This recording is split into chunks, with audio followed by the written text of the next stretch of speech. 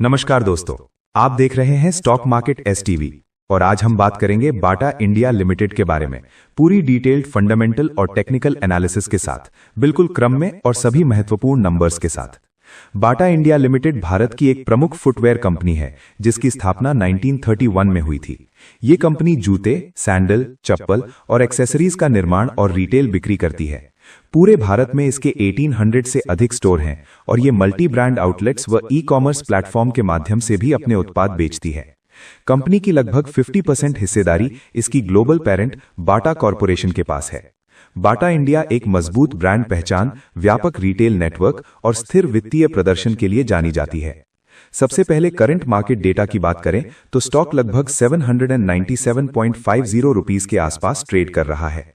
52 week high लगभग 1343.85 rupees के करीब रहा है और 52 वीक लो लगभग 794 जोन के आसपास बना है। मार्केट कैपिटलाइजेशन लगभग 10,269 करोड़ रुपीस की रेंज में है। फेस वैल्यू 5 रुपीस पर शेयर है। अब वैल्यूएशन मैट्रिक्स देखें तो पीई रेशियो लगभग 53.4 है, जो ये दिखाता है कि स्टॉक प्रीमियम वैल्यूएशन पर ट्रेड कर रहा है। इंडस्ट्री एवरेज के मुकाबले ये हायर साइड पर है। प्राइस टू बुक रेशियो लगभग 6.7 के आसपास है, क्योंकि कंपनी का बुक वैल्यू लगभग 119 रुपीस पर शेयर के आसपास है। डिविडेंड यील्ड लगभग 2.38% है, जो मॉडरेट इनकम इन्वेस्टर्स के लिए स्टेबल रिटर्न देता है। अब प्रॉफिटेबिलिटी रेशियोज की बात करें तो आरओसीई लगभग 15.1% के आसपास है और आरओई लगभग 15.6% के करीब है। ये नंबर्स बताते हैं कि कंपनी कैपिटल एफिशिएंटली यूज कर रही है, लेकिन एक्स्ट्रा ऑर्डिनरी ग्रोथ कैटेगरी में नहीं आती।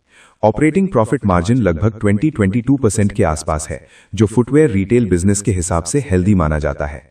अब annual profit and loss statement को देखें तो एनुअल सेल्स लगभग 3400-3500 करोड़ रुपीस के आसपास रही है। नेट प्रॉफिट लगभग 170-180 करोड़ रुपीस के आसपास रहा है।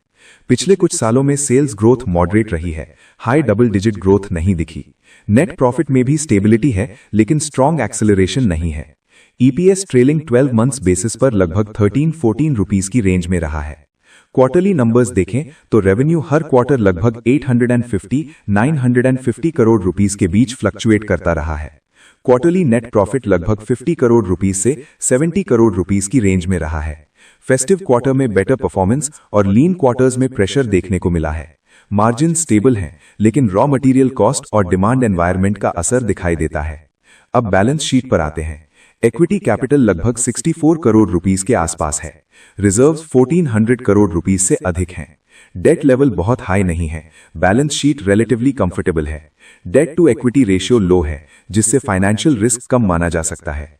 इंटरेस्ट कवरेज रेशियो एडिक्वेट है, जिससे company comfortably interest obligations handle कर पा रही है।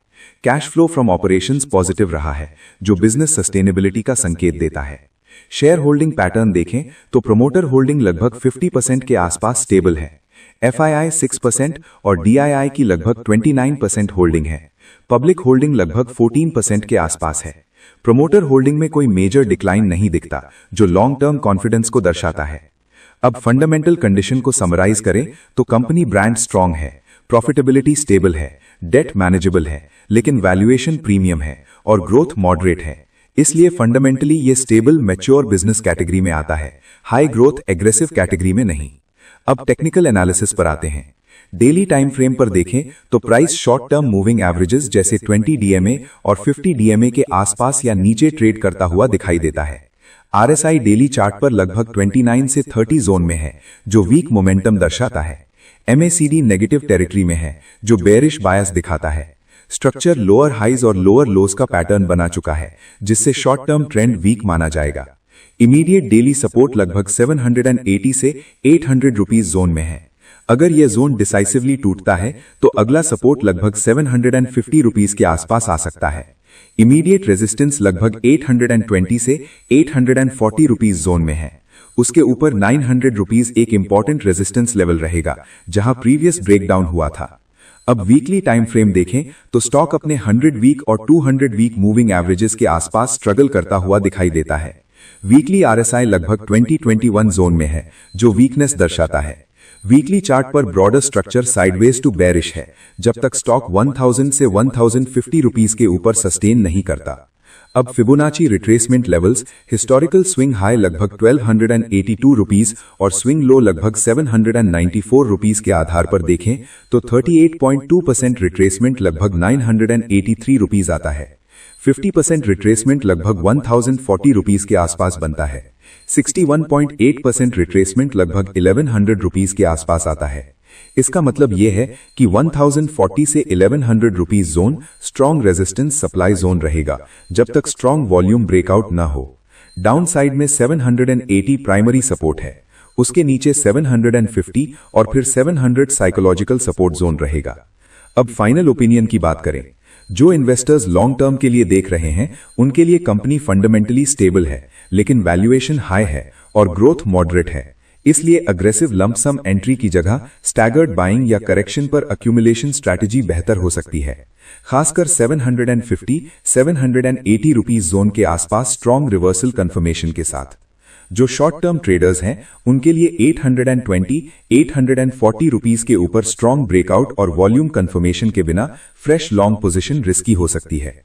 अगर 780 डिसाइसिवली ब्रेक होता है तो डाउनसाइड मोमेंटम तेज हो सकता है, इसलिए स्टॉप लॉस डिसिप्लिन जरूरी रहेगा।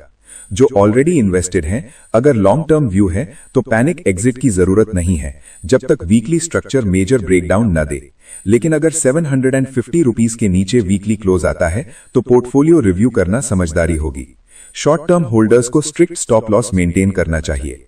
ओवरऑल कंक्लूजन ये है कि फंडामेंटली कंपनी स्टेबल है, फाइनेंशियली स्ट्रेस्ड नहीं है, लेकिन वैल्यूएशन प्रीमियम है और टेक्निकल चार्ट अभी क्लियर बुलिश ट्रेंड में नहीं है।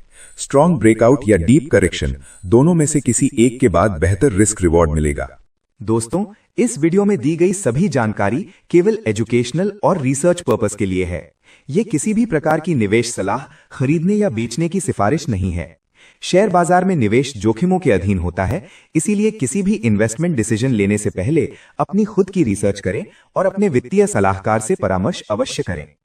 अगर आपको ये डिटेल्ड एनालिसिस पसंद आया हो तो वीडियो को लाइक करें, अपने निवेशक दोस्तों के साथ शेयर करें, चैनल को सब्सक्राइब करें और बेल आइकॉन दबाएं और कमेंट में बताएं कि आप अगला एनालिसिस किस स्टॉक पर देखना चाहते हैं। मिलते हैं आपसे अगले वीडियो में, तब तक के लिए धन्यवाद।